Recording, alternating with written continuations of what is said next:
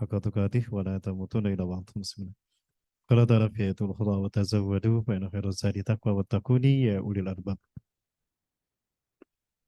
وقال رسول الله صلى الله عليه وسلم وهو الصادق الأمين لا تزال طائفة من أمتي ظاهرين على الحق لا يضرهم من خذلهم ولا من خلفهم حتى تقوم الساعة. وقال رسول الله صلى الله عليه وسلم في حديث الآخر إذا فسد أهل الشام فلا خير فيكم ولا خير فيكم.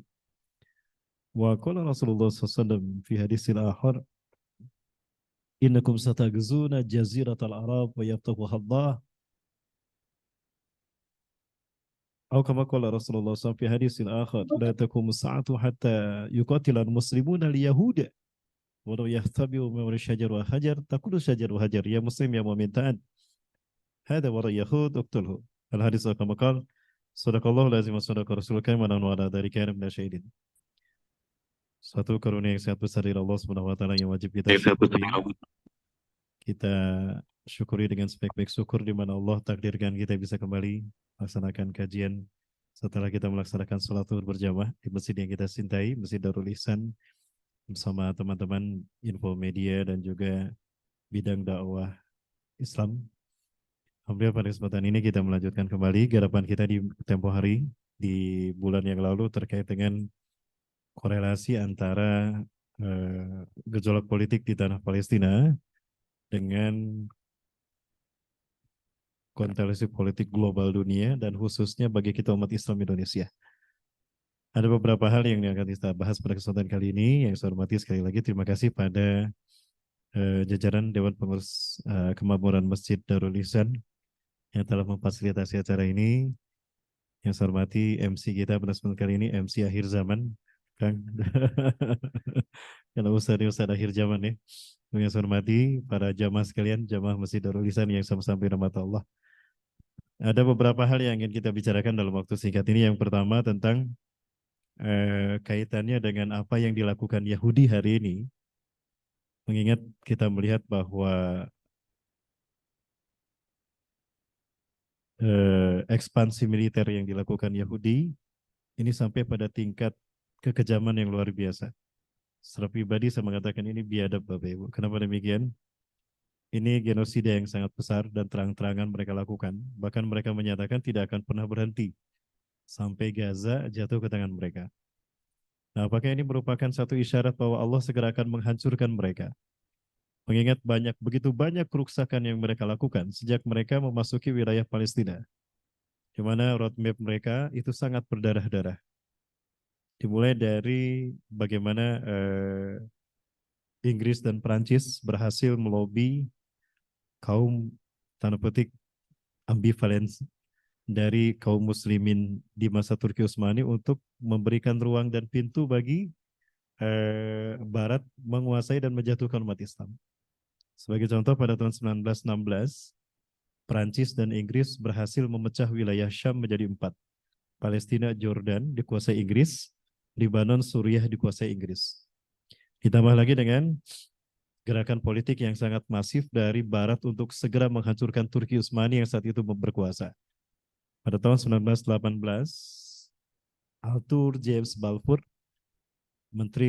Perdana Menteri Inggris, dia memberikan deklarasi yang intinya memberikan izin atas nama sekutu kepada Yahudi Ashkenazim untuk eksodus besar-besaran ke tanah Palestina. Sebetulnya mereka dikasih 3 opsi. Yang pertama, mereka apakah mau memilih berdampingan dengan Argentina atau dengan Uganda di Afrika atau memilih Palestina. Otomatis Yahudi ini memilih Palestina. Kenapa demikian? Karena Palestina jantung dunia. Palestina menghubungkan benua Afrika, Eropa, dan Asia. Maka siapapun yang menguasai Palestina, maka dia akan menguasai dunia. Nah, Yahudi Ashkenazim ini dia ingin menguasai dunia. Dari ini to take over the world. Dan mereka yang mengambil dunia dan mereka ingin membuat dunia ada dalam genggaman mereka. Dalam frame the new world order, tata dunia baru. Satu pemerintahan tunggal dunia, artinya negara di seluruh dunia adalah shadow government mereka, harus sejalan dengan kebijakan mereka.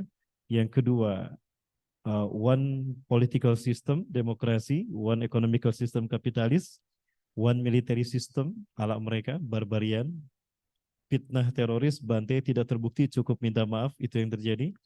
Dan yang terakhir one ideology.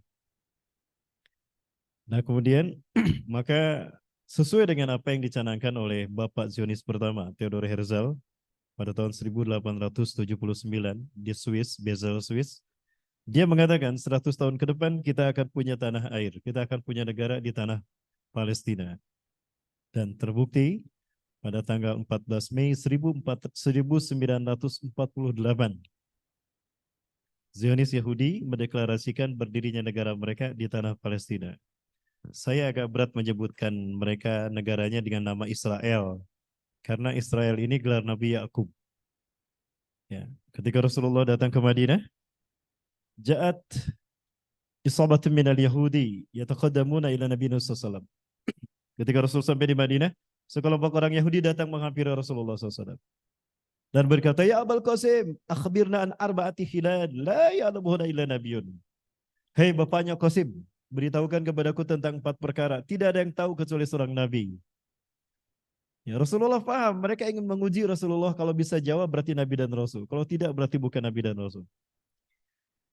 Betapapun Rasulullah bisa menjawabnya sehingga sebagian dari mereka masuk Islam, salah satunya Abdullah bin Salam, pemimpin mereka. Rasulullah mengambil sumpah dulu. Unasyidukum billah, hal tashhaduna li anna Ya'quba Israel. Apakah aku ambil persaksian kalian kepada Allah? Apakah kalian tahu kalau Yakub alaihissalam adalah Israel? Bala syahidna. Betul Muhammad. Betul Abul Qasim. Yakub itu adalah Israel. Nah, jadi orang Yahudi sendiri paham kalau Nabi Yakub itu adalah bapak mereka, Israel. Kenapa Nabi Yakub disebut Israel? Karena beliau melakukan perjalanan jauh dari Kanaan ke Padan Aram. Kanaan itu Palestina, Padan Aram perbatasan Suriah dengan Irak, atas perintah Allah. Dan perjalanan karena panas dilakukan di malam hari. Perjalanan di malam hari Isra. Karena Allah Eli. Jadi disebut Israeli yang melakukan perjalanan di malam hari. Maka ketika hari ini kita menyaksikan kebiadaban bangsa Yahudi kepada umat Islam Palestina, dunia melaknat mereka, memaki mereka. Ya. Terkutuk Israel, ganyang Israel, laknat Israel. Lah yang kita kutuk, yang kita ganyang Nabi Yakub. Jadi kalau mau sebut ya sebut agak mirip dikit tapi tidak ke Nabi Yakub. Apa itu? Israel. Isra atau apa kan? Sirewel. Boleh Sirewel. Boleh Sirewel atau boleh Israel gitu ya. Isra perjalanan di malam hari, hell ke neraka. Betul ya? Israel. Nah, Bapak Ibu dibantu subhanahu wa ta'ala. Nah, kemudian kita lihat sepak terjang mereka dalam politik dunia, di mana mereka pernah banyak melakukan kerusakan. Sepeninggal Nabi Sulaiman, Israel ini pecah menjadi 2. Ada yang di utara, ibu kotanya Judah, dipimpin oleh putra Nabi Sulaiman, Yarbaam. Yang di selatan dipimpin oleh Rahbaam, ponakan Nabi Sulaiman. Ibu kotanya Israel. Yang di utara dan Israel sebetulnya masih sama-sama memegang kitab Taurat. Namun sepeninggal mereka, ini dia kemaksiatan merajalela. Bahkan nabi demi nabi mereka bunuh. Hatta Nabi Yahya mereka sembelih. Putus kepalanya. Hanya karena keinginan, ambisi Herodias yang ingin menikahi Yahya tidak diterima. Yang kedua, mereka juga membunuh Nabi Zakaria di gergaji hingga putus pinggangnya. Maka hal ini membuat Allah murka dan Allah hukum mereka dengan 3 bangsa besar. Assyria, Kaldani, dan Mesir. Hal ini membuat mereka terusir dari Palestina. Terlebih, Kaisar Titus Romawi membumi hanguskan mereka sehingga nyaris Yahudi tidak punya tempat lagi di Palestina. Maka berabad-abad mereka tidak punya tanah air. Masuk lagi adalah ketika mereka menjadi korban dari Perang Dunia Kedua. Tanda petik ada peristiwa Holocaust. Ada yang menyebutkan 6 juta Yahudi dibantai. Akibatnya apa? Dunia berhutang nyawa kepada mereka. Maka mengarilah kompensasi dari seluruh dunia plus bantuan pasukan yang sangat banyak sampai hari ini. Dan itulah kesempatan kedua Bani Israel masuk ke Palestina. Ya, Bapak Ibu rahmatullah, sampai mereka mendirikan negara, dan hari ini kita menyaksikan mereka melakukan pembantaian yang lebih biadab, genosida yang sangat biadab, Bapak Ibu, dan ini menjadi satu indikator apakah ini merupakan isyarat dari Allah bahwa mereka akan dihukum, mengingat kerusakan ini adalah kerusakan yang sangat besar. Dan apakah ini kerusakan yang kedua yang mereka lakukan? Dan kalau memang benar ini kerusakan yang kedua, berarti hukuman dari Allah untuk menghabisi mereka telah tiba. Ya, kalau mereka dihukum Allah itu sudah pasti akan habis. Dan apakah itu yang disebutkan Rasulullah dalam hadisnya? La taqumu sa'atu hatta yuqatilal muslimun al-yahuda. Kiamat tidak akan terjadi sehingga orang-orang Islam akan memerangi Yahudi. Bayangkan Rasulullah orangnya lembut, penyantun, sangat penyantun, bahkan orang yang paling berkasih sayang. Sumber kasih sayang Allah kepada makhluk itu adalah Rasulullah SAW. Tapi berbicara kekejaman Yahudi, Rasulullah mengatakan mereka akan diperangi. Artinya betapa dahsyat keburukan dan dosa mereka sehingga mereka harus dihabisi. Ya, saking hebatnya hukuman yang Allah berikan pada Yahudi, walaupun mereka bersembunyi di balik batu dan pohon akan berkata, "Ya Muslim, ya Mu'min, ta'al, hadza waru Yahud uqtulhu." Hai Muslim Mu'min, sini, di belakangku ada Yahudi, bunuh dia. Kecuali pohon gorgon. Ya. Bapak Ibu pernah melihat pohon gorgon? Belum pernah ya? Di Bandung ada pohon gorgon? Saya belum pernah menemukan pohon gorgon di Bandung, Bapak Ibu. Ketika kami sudah ya. Alhamdulillah. Di saat kami melakukan perjalanan ke Palestina sebulan yang lalu, di tanggal 3 saya mendarat di tanah air, tanggal 7 meledak Gaza ya Bapak Ibu. Ini saya perlihatkan pada Iwafillah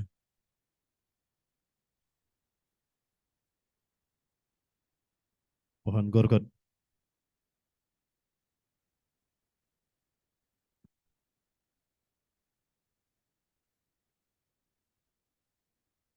So this one down here. And you can see Yahudi houses on top. Yahudi houses. Kalau kita masuk ke Yerusalem atau Al-Quds, maka akan kita lihat wilayahnya berbukit-bukit. Jadi jalan-jalan itu melintasi lembah yang ada di bukit-bukit. Masjidil Aqsa sendiri di Bukit Moriah, tingginya 50 meter. Bahkan ada bukit yang disakralkan Yahudi, Bukit Zion, Jabal Suhyud. Mereka menyebutnya Bukit Zion. Nah, maka gerakan Zionisme yang dirintis oleh Theodor Herzl 1879 adalah gerakan kembali ke Bukit Zion untuk menguasai dunia, dimulai dari turunnya Tuhan yang mereka tunggu-tunggu, Mesayah. Mesayah bagi Yahudi, bagi kita Dajjal. Bagi kita Dajjal. Nah, kalau kita lihat mereka ketika mengokupasi wilayah Al-Quds, Yerusalem, Palestina di tepi barat, mereka tidak pernah membangun rumah di pinggir jalan. Mereka faham dengan hadis Rasulullah SAW. Bahkan yakin dengan hadis Rasulullah SAW. Lebih yakin daripada umat Islam. Bahwa perbuatan jahat mereka akan menuai hukuman dunia memerangi mereka. Maka mereka buat rumah di puncak-puncak bukit. Tidak ada yang bikin rumah di pinggir jalan. Silakan Bapak Ibu ke Yerusalem. Ya, mulai dari sebelum pertigaan ke kanan ke Ramallah, ke kiri ke Al-Quds, ke Yerusalem, akan melihat di puncak di bukit-bukit itu penuh dengan rumah-rumah mereka. Nah, kemudian mereka menanam pohon-pohon besar dan membuat ada batu-batu besar yang memungkinkan orang Palestina tidak bisa lewat. Udah gitu ditambah dengan kawat-kawat besi berduri, kawat-kawat tembaga berduri yang juga ada listriknya. Terkena itu sangkut mati. Nah, udah gitu baru di pinggir jalan mereka nanam pohon gorgon. Ya. Mereka yakin dengan hadis Rasulullah SAW. Pohon gorgon Bapak Ibu. Sampai atas ini, dari sini ke atas. Ini. Yang kuning-kuning. Nah, ini yang di bawah inilah pohon gorgon. Yang seperti ini pohon gorgon Bapak Ibu. Akarnya kemana, rantingnya kemana-mana. Kemudian daunnya kayak pohon cemara gitu. Sehingga nyerek gitu. Kayak lidi ya, warna hijau. Nah itu pohon gorgon. Ini pohon gorgon. Dan kalau tinggi memang lumayan, orang bersembunyi di sana tidak kelihatan memang. Ya, saya sudah coba untuk masuk ke dalamnya, ketinggal itu untuk ya gitu. Bapak Ibu, kecuali pohon gorgon kata Rasulullah, fa innaha syajaratul yahud, karena gorgon adalah pohon Yahudi. Nah, para Allah, di dalam Al-Quran Allah sudah menyatakan bahwa mereka ini adalah bangsa yang akan melakukan kerusakan di muka bumi. Ya, 2 kali. Dan Allah kalimatkan dengan kalimat qadaidah. Maka kita tidak boleh lupa Bapak Ibu, sebetulnya mereka lah yang disebut dengan bangsa teroris. Coba kita lihat apa yang dikatakan oleh Profesor Emeritus Edward Herman dari Wharton School of Business mengatakan, ya, tindakan terorisme adalah tindakan kekerasan yang ditujukan kepada penduduk sipil untuk mencapai tujuan-tujuan politik. Roadmap berdarah. Dan apa yang dilakukan oleh Yahudi, Zionis Israel ini merupakan fakta mereka melakukan terorisme. Ada 3 cara mereka untuk mengurangi populasi umat Islam Palestina. Yang pertama, one shoot to kill. 1 peluru yang didesatkan, yang mati 2, yaitu membidik ibu-ibu hamil. Maka kalau ikhwah fillah ke Yerusalem, ikhwah fillah tidak akan pernah melihat menjumpai orang hamil dari Palestina keluar rumah, tidak. Mereka sudah paham. Yang kedua, kidnap the children, culik anak-anak. Bahkan konon ada yang mengatakan organ tubuhnya diambil dan kulitnya diambil. Jadi ini 2 orang yang sudah saya temukan, yang salah satunya adalah jurnalis Jerman mengatakan bahwa ini kebiadaban yang dilakukan oleh mereka terhadap anak-anak. Nah, maka banyak anak-anak yang diculik. Yang ketiga, kill the girls, bunuh para gadis supaya mereka tidak sempat menikah. Jadi efektif, yang hamil tidak sempat melahirkan, mati duluan, yang anak-anak tidak tumbuh dewasa karena keburu diculik dan dibunuh, yang gadis pun tidak sempat menikah, keburu dihabiskan. Begini cara mereka menghabiskan populasi umat Islam di Palestina, terutama di West Bank. Ini contohnya ketika mereka membunuh atau membantai beramai-ramai Esra Ibadi. Saat itu saya berada di Palestina, Bapak Ibu, saya mendengar tembakannya di balik dinding wilayah ini, Wafilah. Kalau tidak salah waktu itu, Bapak Ibu.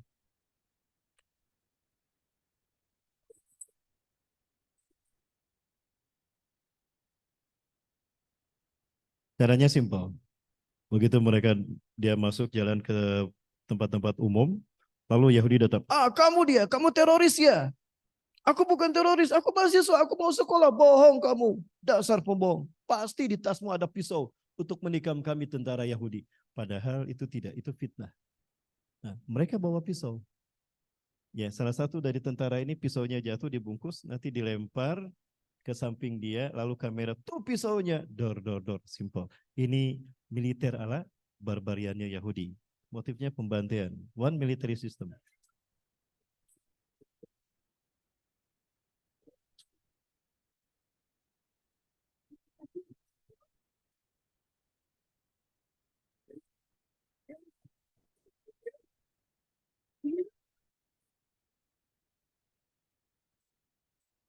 Lihat, pisaunya jatuh, nanti diambil lagi. Setiap tentara punya.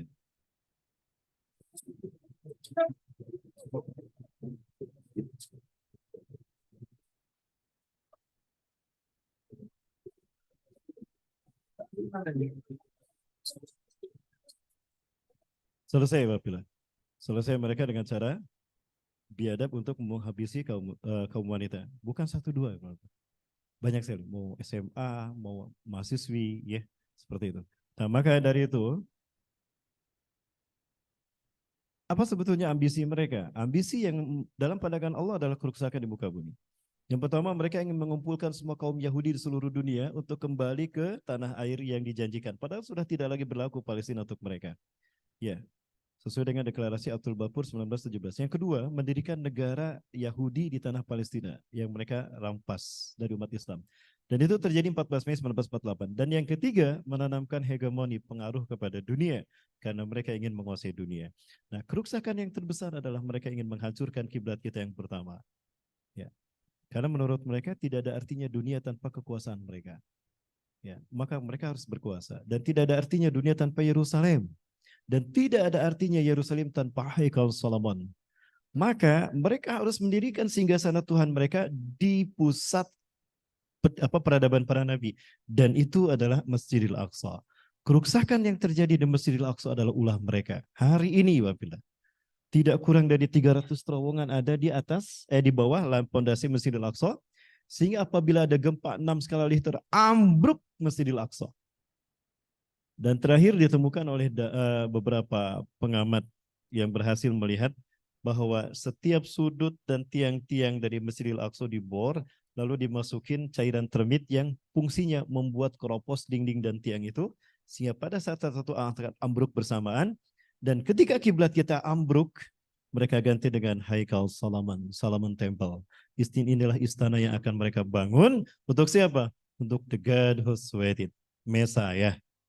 Ya, untuk Mesiah.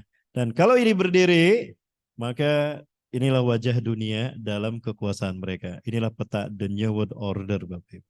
Nah, ini dalam pandangan Al-Quran bisa jadi merupakan kerusakan besar yang kedua yang akan menuai hukuman dari Allah untuk mereka. Maka Allah katakan dalam firman-Nya, ya.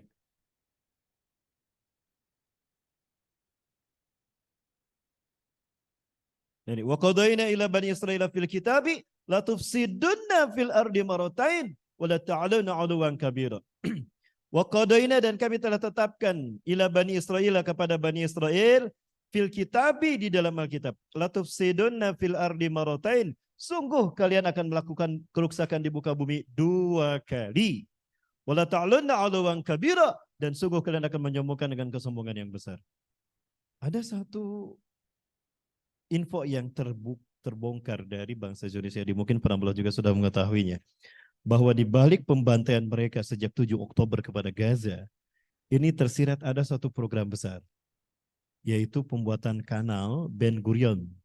Ben Gurion atau David Ben Gurion adalah tokoh pendiri, Perdana Menteri pertama dan pendiri negara Israel, ya, yang mendeklarasikan Israel 14 Mei 1948.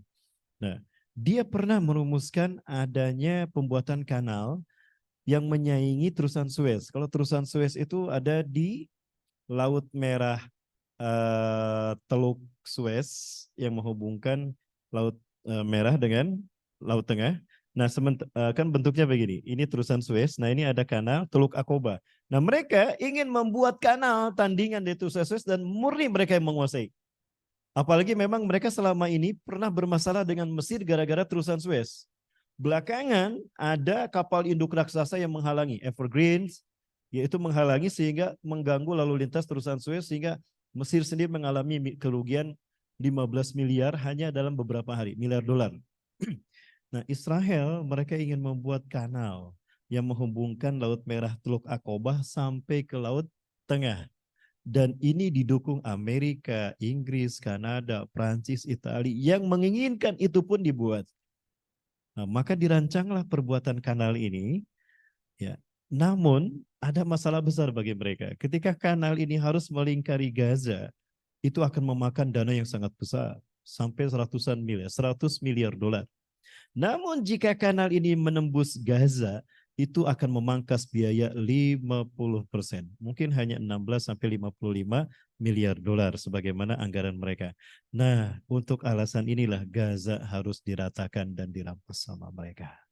Sehingga ambisi mereka mengatakan, kami tidak akan berhenti sampai kami memenangkan perang melawan Hamas. Itu kata Benyamin Netanyahu. Artinya, ini terkait dengan itu. Nah, maka pembantaian Gaza yang mereka alaskan karena melawan teroris Hamas itu adalah cover story. Nah, apakah ini kerusakan yang kedua? Kata Allah dalam Quran, surat, nah kita lihat ayat yang kelima.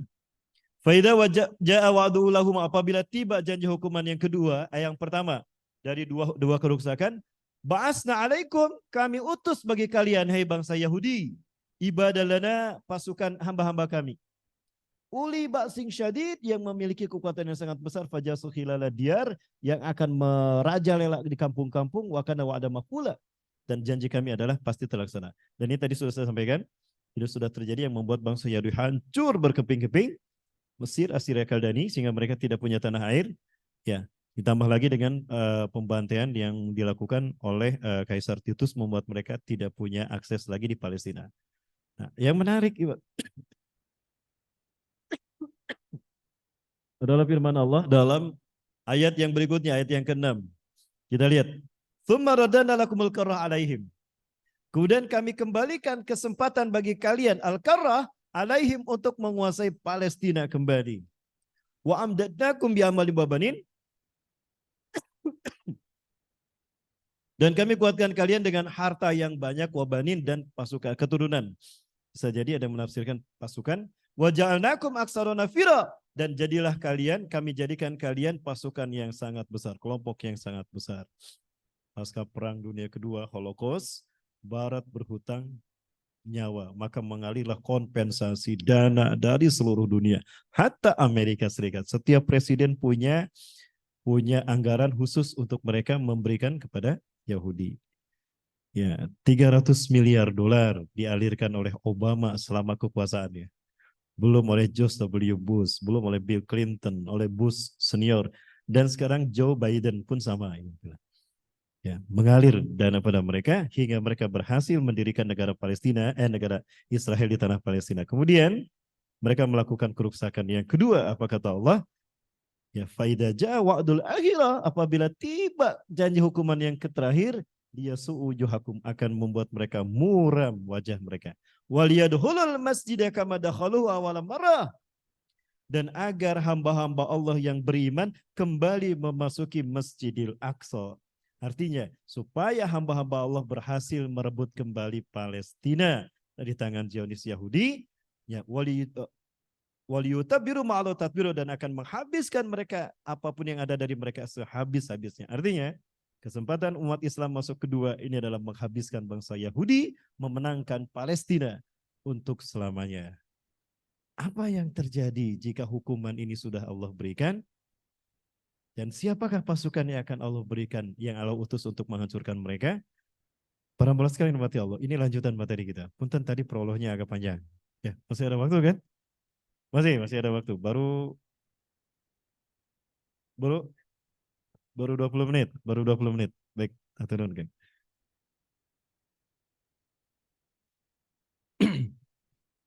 Sebelum kita masuk pada sekalian, kita bisa melihat apa yang Allah firmankan dalam Al-Quran surat Al-Maidah terjadi. Rasulullah SAW menyebutkan bahwa memang mereka biadabnya luar biasa, ya Wafillah. Mohon maaf sedikit, kita tidak boleh melupakan bagaimana kebiadaban mereka membantu saudara-saudara kita di Palestina. Sambil saya minum, Bapak Ibu, ya Wafillah, saya perlihatkan.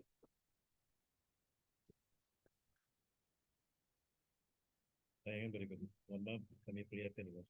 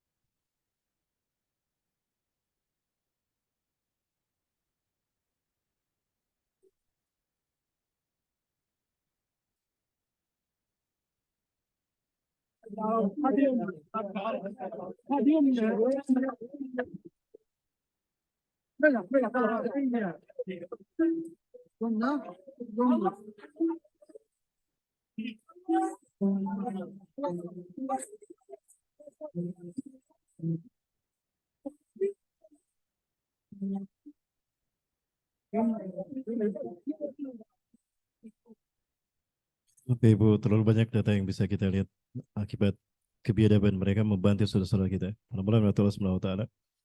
Nah, apa efeknya? Efeknya adalah Bapak sekalian yang berarti Allah. Ini menjadi isyarat betapa telah dekat kejadian hari kiamat. Kenapa saya katakan demikian? Rasulullah SAW pernah bersabda begini, ketika dalam peristiwa perang melawan kaum Bani Mustalik, ini perang yang sangat pelik.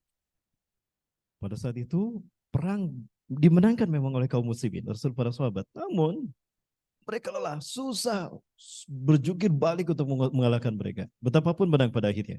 Nah, selesai perang Rasulullah memahami para sahabat kelelahan. Rasulullah memanggil Ibnu Hawlah. Ya Ibnu Hawlah, sini. Sini. Tahul hadal makan. Ibahasu anal gunaim. Ida wajadtaha khuzhuna natamata' ma'an. Ya. Keliling kamu, cari gonimah. Kalau ada kambing, sapi, unta, bawa sini, kita makan sama-sama. Berjam-jam Abdul Hawalah dan para sahabat keliling tidak menemukan ghanimah, pulang dengan tangan kosong. Rasulullah paham mereka kecewa. Maka Rasulullah menepuk pundak Ibnu Hawalah al-Azzi dan bersabda, "Ya Ibnu Hawalah." Sekali lagi, Rasulullah menepuk pundak Ibnu Hawalah dengan tangan kanan. "Ya Ibnu Hawalah, in ra'aita rayatan sudat qamat fi Baitul Maqdis aw fi aknafiha fasa'atu aqraba ilaika min yadayya ila ra'sik." Hei Ibnu Hawalah, jika kamu menyaksikan panji hitam la ilaha illallah Muhammad Rasulullah berkibar di Al-Aqsa atau di pelatarannya, pelataran Baitul Maqdis, maka kiamat lebih dekat kepada kalian ketimbang pundak dengan kepalamu, tanganku dengan kepalamu. Allahu Akbar. Artinya apa? Jika Allah memberikan hukuman pada bangsa Yahudi, kemudian Palestina menang dan Yahudi habis yang biadab tadi, dunia aman, maka kiamat lebih dekat kepada kita ketimbang pundak dengan kepala kita, jamaah. Jadi, kalau Palestina merdeka, berarti kiamat telah dekat. Jadi mau pilih mana, jamaah? Palestina merdeka, kiamat dekat. Palestina berdarah-darah, kiamat masih jauh. Palestina merdeka, kiamat masih jauh. Itu dia. Sayangnya pilihan yang ketiga tidak Allah berikan pada kita. Artinya apa, para muslimin? Mau tidak mau, perkara Palestina akan menjadi perkara dunia. Artinya, pertarungan besar sudah ada di hadapan kita. Dan pertarungan besar inilah yang pada akhirnya akan memunculkan 3 pasukan besar untuk Allah segera menghukum mereka. Siapa Ustadz yang akan Allah kirim untuk menghukum mereka? Ada 3 pasukan besar yang akan Allah kirim sebagaimana dulu Allah menghancurkan bangsa Bani Israel di kali hukuman yang pertama. Siapakah mereka? Kalau dulu ada Mesir, ada Syria, ada Kaldani. Ya, kali ini ada 3 bangsa besar juga. Siapa yang pertama? Rasulullah bersabda, "Satakunu jundun fil Iraq, wa satakunu jundun fi Syam, wa satakunu jundun fi Yaman." Akan muncul pasukan perang dari Irak, dari Syam, dan dari Yaman. Saudi dilewat. "Ya Rasulullah, in wajada fi asrina aw takhrujuna fi asrina, takhruju fi asrina famada ta'murna bi ayyi jundin nashtarik." Ya Rasulullah, jika 3 pasukan itu muncul di zaman kami, dengan pasukan mana kami harus bergabung? Pilihkan untuk kami. Fa'alaikum bisyam. Bergabunglah kalian dengan pasukan Syam. Fa'innal malaikata basitatun ajnihati alaiha. Karena pasukan Syam akan dinaungi oleh para malaikat.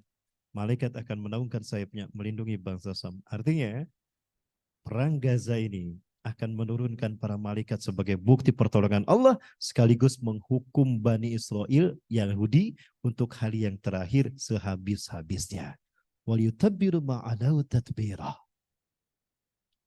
Yang kedua, sebelum yang kedua, Bro, inilah gambaran salah satu kehebatan pasukan Syam. Syam yang dimaksud adalah Palestina dan Suriah.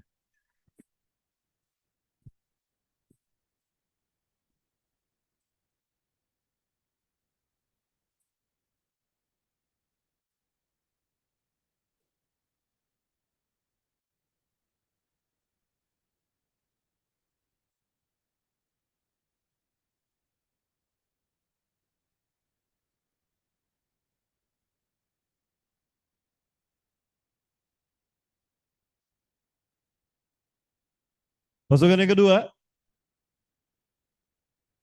adalah pasukan yang akan keluar dari bumi Khurasan.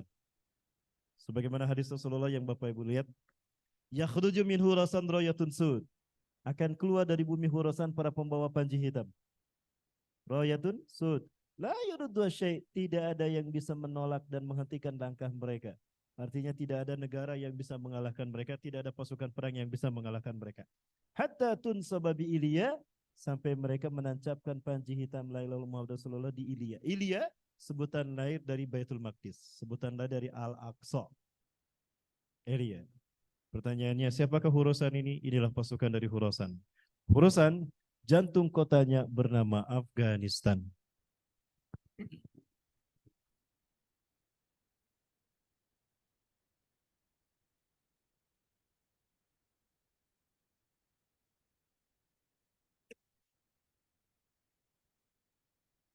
But clearly Afghanistan is in the heart of Khorasan. The Prophet said, when you see the black flags coming from the direction of Khorasan, go and join that army. That army has already started its march. They know it. And that's why they demonize as a terrorist anyone who supports that army. We will fight till our last drop of blood.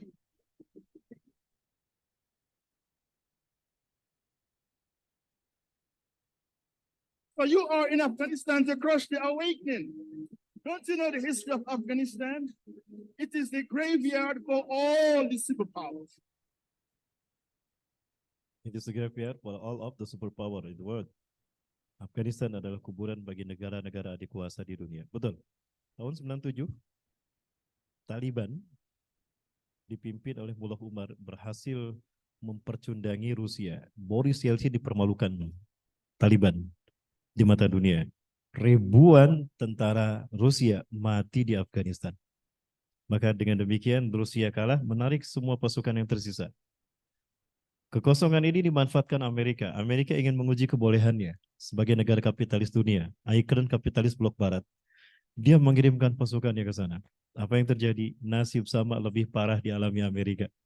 2015, Taliban Afghanistan menjadi kuburan bagi 2.654 tentara Amerika.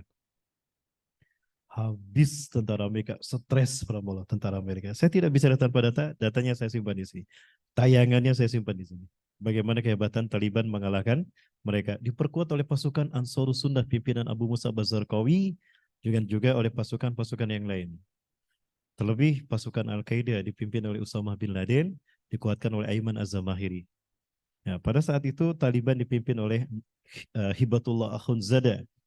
Maka kemudian 2020, tepat 20 Februari 2020, Joe Biden tidak mau ambil pusing. Dia menandatangani gencatan senjata. Sisa tentara Amerika diambil ke Amerika, dipulangkan. Intinya, dua negara adidaya saja tidak bisa mengalahkan Taliban. Hari ini, Taliban mempermalukan bangsa-bangsa Arab yang pro kepada tanda petik Israel. Ibabillah, apa harus saya kemukakan? Mungkin Ibabillah membaca satu data di mana seorang ulama terkenal dari Turki, Mustafa Evi, ditangkap hanya gara-gara berdoa di hadapan Ka'bah ketika umrah bersama jemaah umrah, berdoa mendoakan Gaza. Ya Allah, tolonglah Gaza, kuatkan saudara-saudara kami dan hancurkan bangsa Yahudi yang membantai saudara-saudara kami di Gaza. Ditangkap hanya kedengaran berdoa seperti di depan Ka'bah. Dan jemaah umroh yang menggunakan sal berbendera Palestina ditangkap dan tidak boleh bicara Palestina. Apakah ini isyarat bahwa memang Imam Mahdi telah dekat? Mengingat Palestina merdeka ketika Imam Mahdi dibaiat. Dan Imam Mahdi dibaiat ketika fitnah mulai melanda bangsa Arab. Mereka kembali munafik sebagaimana zaman dulu, sehingga Rasul mengatakan ketika Imam Mahdi dibaiat, yang akan pertama dipelangi adalah bangsa Arab. Bukan kapitalisme Amerika dan Rusia, bukan. Atau Cina, bukan. Tapi kemunafikan bangsa Arab. Dan ini ditandai dengan matinya Raja Arab. Siapa Raja Arab? Raja Salman. Berapa usia Raja Salman sekarang? 90 tahun. Kira-kira berapa tahun lagi umur Raja Salman? Dekat sekali, dalam artinya dekat sekali. Intinya Imam Mahdi kemungkinan sudah ada. Kapan Ustaz dibaiatnya? Apakah tahun depan? Kita tunggu tahun depan di musim haji. Ada apa? Ada ibadah haji. Ada yang lainnya? Ada yang lain yang sama-sama pentingnya apa? Indonesia punya pemimpin baru. Amin. Amin ya. Amin. Ya, maksudnya diaminkan. Kita punya pemimpin baru. Nah, Ibabillah, 2006 saya mendapatkan kiriman video ini. Ustadz, sepertinya ini pasukan Imam Mahdi yang Allah persiapkan. Betul. Kemungkinan besar ini. Mereka dijaga sejak lahir sampai hari ini. Sebagai Allah, bagaimana Allah menjaga Nabi Musa dari Firaun sejak lahir sampai menumbangkan Firaun.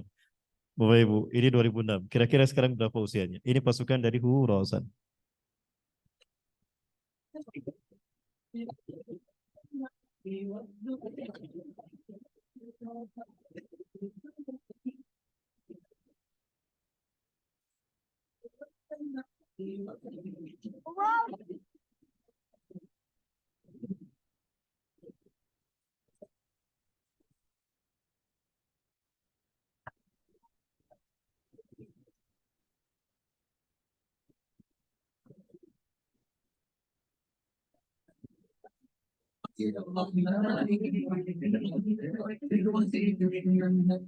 Mereka tidak pernah lepas dari Al-Quran. Setiap hari, setiap habis salat mereka menguatkan hafalan Quran mereka. Rata-rata mereka hafal 30 juz di bawah usia 12 tahun. Ya, kita hafal berapa juz? 30 juz sampai juz 30? Ah, beda sedikit, beda sedikit. Yang satu di depan, satu di belakang. Yang kedua juga mereka tidak pernah terlepas dari kajian hadis. Artinya hidup mereka terkait dengan sunnah Rasulullah SAW. Ruh mereka adalah Al-Quran. Pemikiran mereka adalah Islam. Ya, sehingga mereka hidup menjadi wakil dari representasi dari pasukan Allah mungkin saja.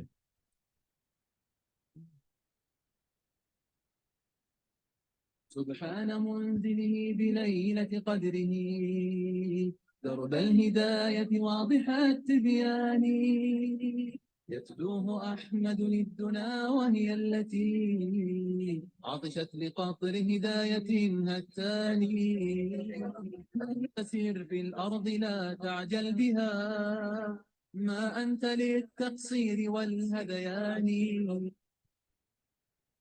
Sudah dua pasukan saya sebutkan, pertama Al-Syam, Palestina, Jordan, Suriah, Libanon, lalu yang menjadi Ahlus Sunnah wal Jamaah akan menjadi sebuah kekuatan yang bergabung di pasukan Syam Palestina. Yang kedua dari Khurasan, Afghanistan. Yang ketiga siapa kira-kira yang terakhir, Iwafillah? Dari timur, ya, dari timur.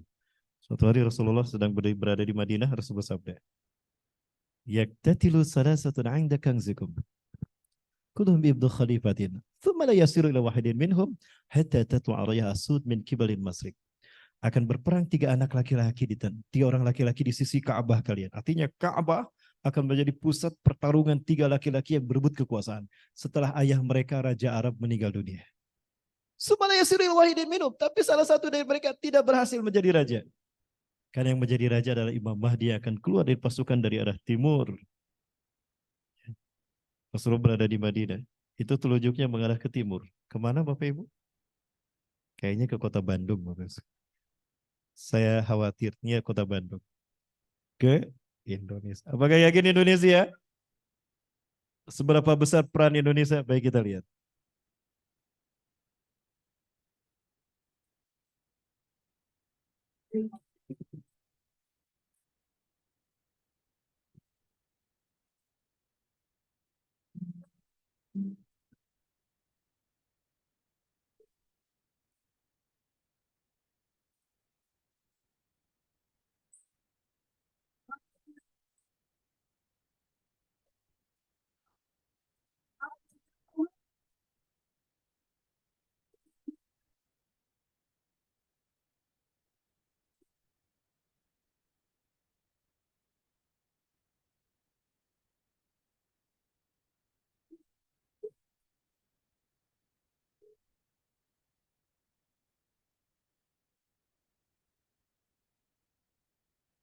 Bapak Ibu yang betul SWT, kalau kita lihat aksinya sampai dua kali ya, berkali-kali maksud saya, dua kali yang besar, itu mencapai angka 7,5 juta.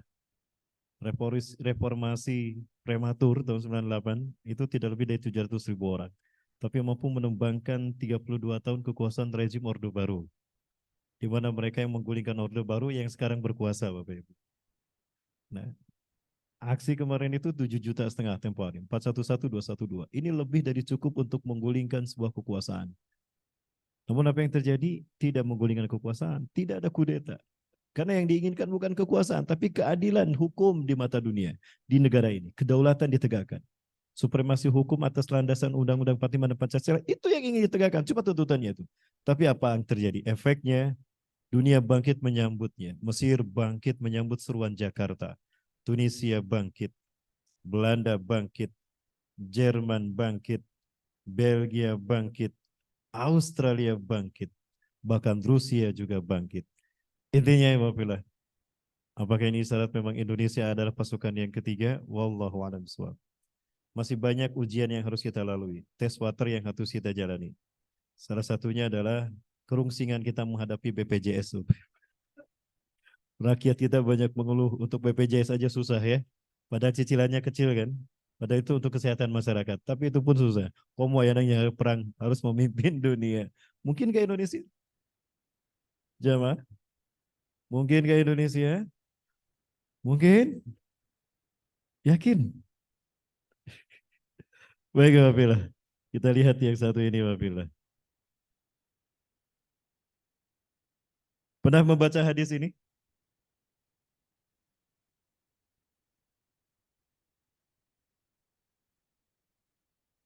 Isyarat-isyarat kehancuran Yahudi sudah Allah perlihatkan ya, Wabilah, kepada kita. Allah kirimkan malaikat-malaikat kecil untuk menghancurkan mereka.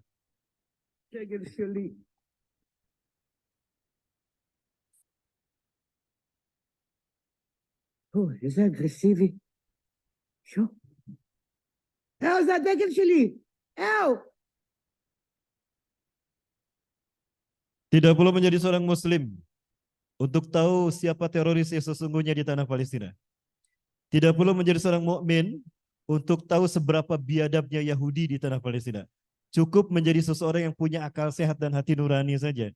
Tahu siapa the real teroris yang sesungguhnya. Burung saja tahu siapa teroris yang sesungguhnya. Betul? Wabilah sekali lagi. Ini syarat kemenangan dari Allah dan kehancuran Yahudi.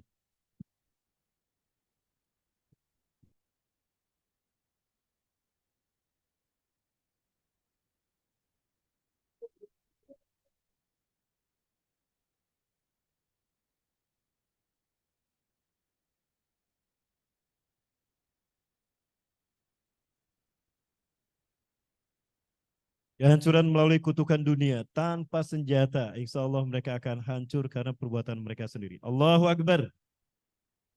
Sekali lagi, malulah manusia jika sampai hari ini pun tidak bisa membedakan mana yang teroris, mana yang terzolimi. Bapak Ibu. Kucing saja paham siapa teroris yang sesungguhnya. Walaupun kucing ini takut-takut karena ada CCTV yang merekamnya. Saya yakin setelah Israel tahu ini pasti kucing ini dicari untuk dihabisi. Iwabillah. Iwabillah rahmatullah. Pernah mendengar hadis ini? Di dalam kitab Sahih Muslim secara Syekh Nawawi dan di dalam kitab An-Nihayah fil Fitan wal Malahib. Saya menemukan hadis ini dari Sauban annahu sami'a Rasulullah yaqul, mendengar Rasulullah bersabda, "Inna rabbi zawaliyal arda." Sesungguhnya Tuhanku membentangkan untukku bumi ini, bumi yang bulat dibikin datar, hatta ra'aitu masyariqah wa magharibaha, sehingga aku melihat kekayaannya terbentang dari timur hingga ke barat dunia. Fa'atani al-kanzain, Allah memberikan kepadaku dua pusaka, al-ahmar wal abyad, pusaka merah putih. Wa anna ummati sayablugu mulkuha ma zawal yamanhu, umatku di akhir zaman akan kembali menguasai dunia dari timur hingga ke baratnya dengan pusaka merah putih. Apakah ini ada kaitan dengan Indonesia? Saya tidak mengatakan merah putih Indonesia. Imam An-Nawawi mengatakan al-ahmar huna fi ma'na dhahab wal abyad fi ma'na fiddah. Merah emas, putih perak. Apakah emas dan perak yang Rasul banggakan untuk kebangkitan Islam di akhir zaman? Bukan. Tapi kebangkitan Islam akan bermula di titik yang beridentitaskan merah putih. Mungkinkah? Ustadz, Polandia juga merah putih. Dibalik Polandia mah putih merah. Monaco atau putih merah putih. Tapi Islam lain.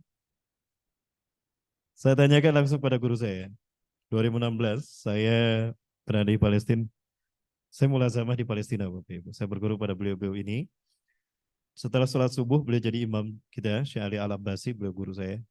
Saya tanya langsung pada beliau tentang pandangan beliau terkait hadis merah putih dengan posisi Indonesia di era kebangkitan Islam. Jawabannya sama, 2017 tahun berikutnya bersama jamaah umroh plus Aqsa, Bapak Ibu, kita sholat asar diimami oleh Dr. Yusuf Abu Sunaina. Beliau pun saya tanya langsung, apa arti merah putih dalam pandangan beliau di hadis itu. Dan yang ketiga, Dr. Abu Bakar Al-Awawidah. Beliau adalah Wakil Ketua Rabitah Ulama Palestina. Beliau saya tanya, kita tanya ketika beliau menjadi di Safari Dakwah, jadi imam sholat raweh di Jogokarian, Yogyakarta. Apa jawaban mereka? Semuanya menuju kepada Indonesia. Ala kulli biladin alladina yaqbuluna al-islam dinahum. Antum ya Indonesia lama yakhtarkumullah izali hadadin qabla sa'ah. Dari semua negara yang menerima Islam sebagai agamanya. Tinggal kalian Indonesia, negara yang belum Allah pilih memimpin kebangkitan Islam. Tinggal Indonesia, kata beliau. Betul kata tinggal Indonesia? Baik. Arab sudah di zaman Rasulullah dan para sahabat. Dimulai 610 Masehi sampai 632 Masehi. Betul? Dunia dalam genggaman kaum muslimin. Dari Madinah, Rasulullah menggenggam dunia. Afrika sudah di zaman Salahuddin Al-Ayyubi. Perang Salib 1187 Masehi. Dari Kairo, Mesir, Afrika, Salahuddin Al-Ayyubi dan umat Islam menggenggam dunia. Eropa sudah di zaman Muhammad Al-Fatih, Sultan Turki termuda usia 22 tahun menguasai 21 dunia. Dan negara terakhir yang dia kuasai Konstantinopel. Maka tercatat 29 Mei 1453, Muhammad Al-Fatih, 22 tahun usianya Sultan Turki termuda menguasai dunia. Yang belum Allah pilih adalah Asia Tenggara. Asia Tenggara. Kira-kira Asia Tenggara negara yang mana? Ramadan kemarin 2 minggu pertama saya berada di Tapanuli Selatan, Padang Sidimpuan. Seorang alumnus dari Al-Azhar, seorang doktor, mengadakan pertemuan antara ulama, pemerintah, dan tokoh-tokoh militer Tapanuli Selatan. Saya hadir. Saya mendapati murid-murid beliau hadir. Syekh Muhammad Ismail Zain Al-Yamani. Beliau adalah ulama Yaman yang bermimpi bertemu Rasulullah SAW. Dan Rasulullah SAW menyampaikan bahwa umatku yang akan memimpin kebangkitan Islam dan akan menzahirkan risalahku nanti di akhir zaman adalah saudara kalian Indonesia. Mimpi beliau. Juga saya bertemu dengan murid beliau, Allahu yarham, ya, orang mulia ahli surga. 2 kali kuburnya digali selama 2 tahun berturut-turut, setahun sekali digali kuburnya untuk dipindahkan ke makam baki, tapi jasadnya masih utuh, kain kafannya pun masih utuh dan harum. Maka pemerintah Saudi mengatakan jangan dipindahkan, beliau berhak ditanamkan di sini bersama para sahabat. Subhanallah, beliau pun sama. Mendapatkan kasyaf, Syekh Utsman guru beliau mendapatkan kasyaf. Penglihatan tiba-tiba Rasulullah hadir dan tergesa-gesa. Ya Rasulullah, di mana Anda tusri? Aina anta dahib ya Rasulullah? Kenapa Anda tergesa-gesa? Kemana Anda akan pergi? Ana dahibun ilal Gaza. Saya akan berangkat ke Gaza. Rasul sebut Gaza. Sekarang Gaza lagi berdarah-darah. Apakah Rasulullah akan berangkat ke Gaza nanti? Wallahu a'lam bishawab. Ustaz, Rasulullah sudah wafat. Betul, Rasulullah sudah wafat. Pertanyaan saya, ketika Rasulullah Isra Mi'raj, Rasulullah mengimami para nabi dan rasul kan? 1.500 nabi dan rasul hadir. Itu yang jadi makmum, 1.500 nabi dan rasul. Hantu? Bukan. Allah izinkan khusus untuk Rasulullah hadir kembali di muka bumi. Ustaz, mereka sudah mati. Betul. Lihat Quran surat Al-Imran ayat 167, 169. وَلَا تَحْسَبَنَّ الَّذِينَ قُتِلُوا فِي سَبِيلِ اللَّهِ أَمْوَاتًا بَلْ أَحْيَاءٌ عِندَ رَبِّهِمْ يُرْزَقُونَ. Jangan kamu kira orang yang mati di jalan Allah mereka mati, tidak. Mereka hidup di sisi Allah mendapatkan rezeki. Mereka hanya berpindah alam. Apakah ini isyarat Rasulullah akan diizinkan Allah perang ke Gaza untuk mempertaruhkan reputasinya sebagai kekasih Allah? Bisa jadi. Dan kalau Rasulullah turun berperang, malaikat pun akan turun di belakangnya termasuk Jibril. Apa kata Rasulullah? Fa'alikum bisyam. Bergabunglah kalian ke pasukan Syam. Fa'innal malaikata basitatun ajnihati 'alaiha. Karena para malaikat akan menaungkan sayapnya melindungi Syam. Terakhir, Bapak, 2 orang ini bertanya, ya Rasulullah, aksar ada doh manhaula. Rasul berhenti. Iklan batuk sebentar, Bapak. Nggak ada obat batuknya ya. Jamaah, di depan Rasulullah ada pasukan dalam jumlah banyak, hijau mereka semua. Siapa ya Rasulullah mereka? Apa kata Rasulullah? Hum ummati alladzina yuhibbuna bisyiddah wa ana ubihum bisyiddah. Mereka adalah umatku yang sangat mencintaiku dan aku mencintai mereka. Hum ikhwatukumul muslimun al-Indonesia. Mereka adalah saudara-saudara kalian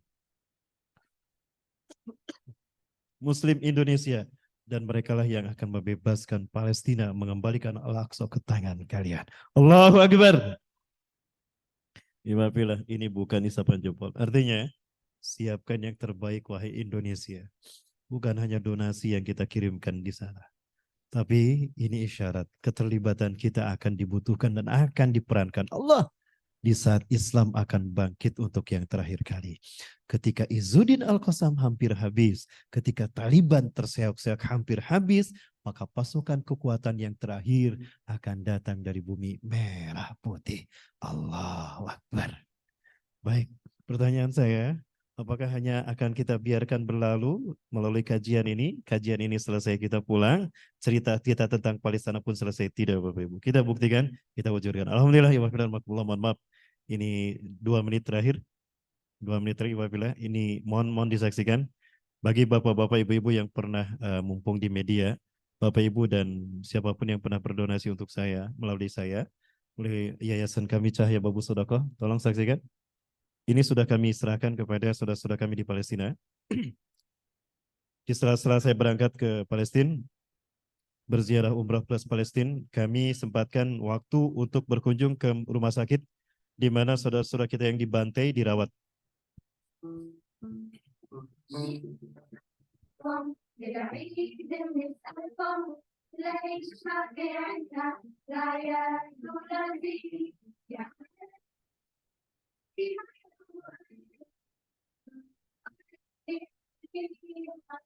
Bersama para dokter kami hadir dan saya ngobrol dengan dokter yang ada di sana dan juga beberapa pasien. Kita berikan bahwa kami tidak akan berhenti untuk memberikan bantuan. Ini kunjungan di bulan Juli 2022 setelah COVID selesai dan kami diizinkan masuk. Kami berangkat lagi, kunjungan pertama kami setelah COVID